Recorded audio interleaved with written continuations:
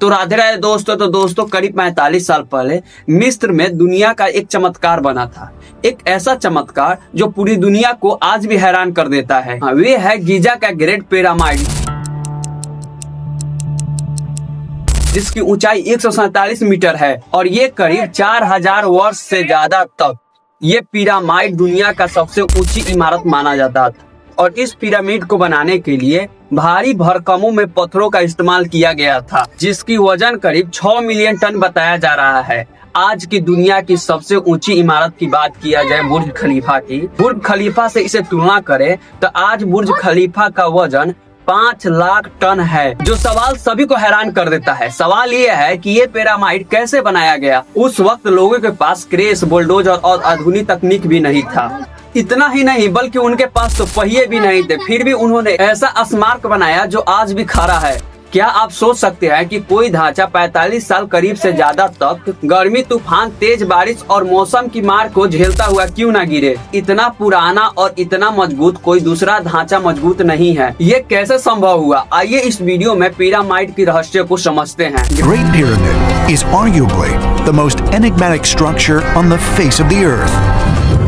Built around 2500 BC, it is the tallest structure on Earth for more than 3,500 years. Built as gargantuan tombs of shining white limestone, the pyramids were designed to hide. Great pyramid शायद सबसे रहस्यमयी संरचना है। पृथ्वी के सतह पर लगभग 25 वर्ष पूर्व बने ये पृथ्वी की सबसे ऊंची इमारत है, जो 35 साल से भी ज्यादा समय तक ये ऐसे ही बनी रही। चमत्कार सफेद चूनों से बने ये पिरामिड बहुत बड़े मकबरों की तरह है, जिन्हें मरे हुए लोगों के गहरे रहस्य को छुपाने के लिए बनाया गया था। जितना ही हम समय के पीछे जाते हैं उतना ही इसे समझने में बहुत मुश्किल हो जाता है। वास्तव में क्या हुआ, कब हुआ और कैसे हुआ। माना जाता है कि गिजा का महान पिरामिड 2560 ईस्वी पूर्व में फिरौन खुफू ने बनवाया था। प्राचीन मिस्र के शासनों को फिरौन कहा जाता है। हम फरो खुफू के बारे में ज्यादा कुछ नहीं जानते हैं, बस इतना पता है कि वे मिस्र के पुराने साम्राज्य के चौथी राजवंश के दूसरे शासक थे। उनकी शासन काल को लेकर काफी बहस होता है। कुछ उनका इतिहास काल मनाते हैं कि उनका राज 33 साल चला और कुछ का कहना है कि 34 साल, कि ये 60 साल से ज्यादा रहा होगा। पिरामिड नीले नदी के पश्चिमी किनारे पर स्थित है और अगर आप इसका तस्वीर और वीडियो देखेंगे तो इससे आपको साफ पता चल जाएगा कि वहाँ पे केवल एक पिरामिड नहीं है, यहाँ एक ही जगह पर 2 और पिरामिड बने हुए हैं। इनमें से सबसे ऊंची गिजा का पिरामिड है, जिसे खुफू का पिरामिड भी कहा जाता है, और इससे छोटा है खपरे की पिरामिड, जो मिस्र का दूसरा सबसे बड़ा पिरामिड कहा जाता है, कि इसे खुफू के बेटे खपरे ने बनवाया था। तीसरा और सबसे छोटा है मैंकरो के पिरामिड, जिसे खपरे के बेटों ने बनवाया था। ये युग के केवल यही स्मारक है। इसके अलावा ग्रेट स्फिंक्स और कई दफनाने वाले मकबरे बनाए और छोटे पिरामिड भी है। कहा जाता है कि ये कुल मिलाकर 118 पिरामिड है, जो अलग अलग आकार और अलग अलग साइज की है, जो मौसम के कारण कितना तो गिर गया, बहुत कम ही अच्छे हालात में है। शायद सबसे अच्छी स्थिति में आज यही तीनों पिरामिड है। खासकर गिजा का पिरामिड, इसे बनाने की वजह क्या थी? वही वजह है जो कोई पुराने स्मारक बनवा कर गए थे।